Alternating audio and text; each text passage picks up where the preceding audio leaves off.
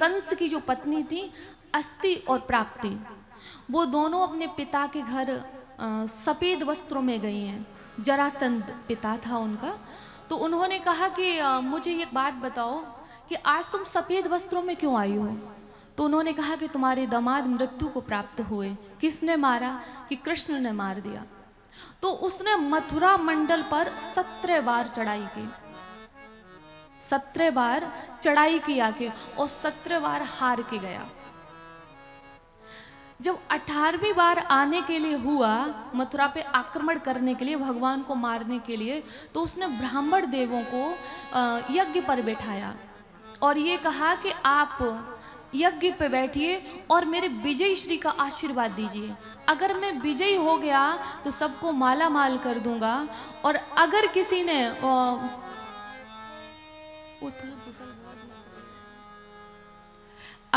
ने तुम में से किसी ने ऐसा मंत्र पढ़ दिया कि मैं हार गया तो सभी को मार दूंगा, ये भगवान ने कहा, वो जरासंध ने कहा।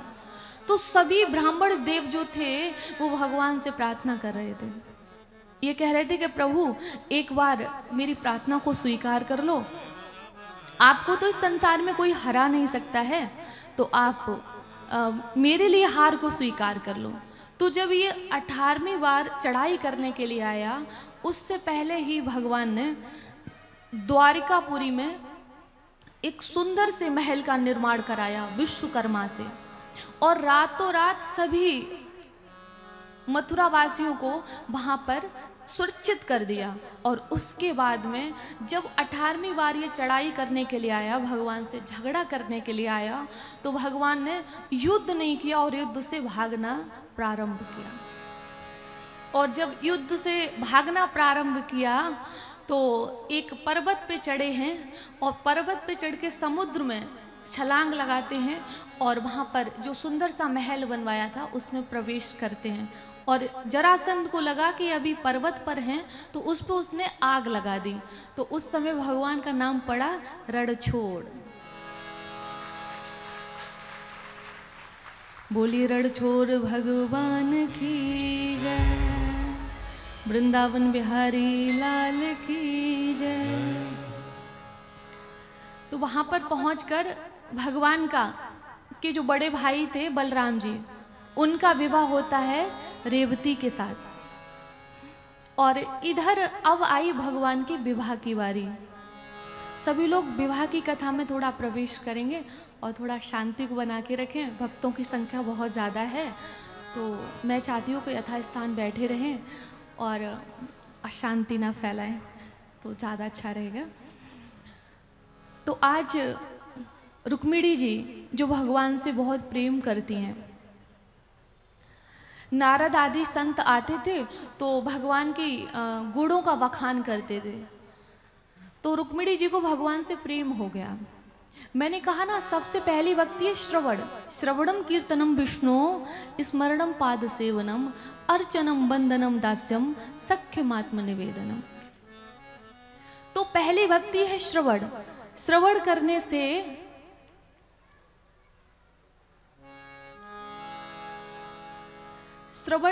से भगवान से प्रेम होता है। अभी आप लोग 6-7 दिन से सुन रहे हो कथा को, 6-7 दिन से, मतलब 6 दिन तो हो गए। तो आपने भगवान की लीलाओं को सुना, गुणों को सुना, तो भगवान से प्यार हुआ कि नहीं हुआ? प्यार बढ़ा कि नहीं बढ़ा? तो गुणों को सुन के, तो भगवान की सबसे सरल और सबसे सस्ती और सबसे अच्छी है श्रवण भक्ति। आराम से कथा सुनते रहिए और काम करते रहिए और अपना जीवन से उद्धार करते रहिए। तो आज रुक्मिणी जी ने एक पत्र लिखा है भगवान के लिए, क्योंकि जो रुक्मिणी जी का भैया था वो शिशुपाल से विवाह करना चाहता था, रुक्मिणी जी का, भगवान से नहीं। तो आज एक ब्राह्मण देव को पत्र लिख कर दिया है।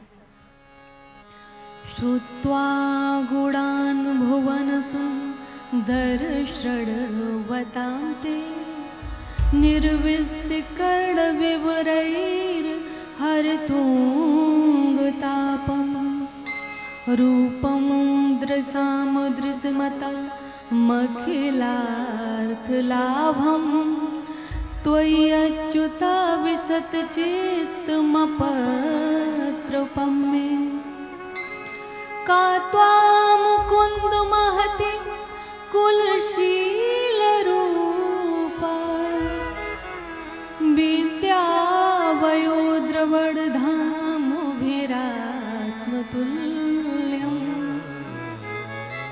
धीरापतिं कुलवती न व्रणीत कन्या कालेन्द्र सिंह नरलोक मनोभिराम। भगवान के लिए पत्र में लिखा है, बड़ी सुंदर बात। सभी लोग भगवान के लिए लिखा करो। मैं जो पत्र लिखती हूँ वो भजन बन जाते हैं।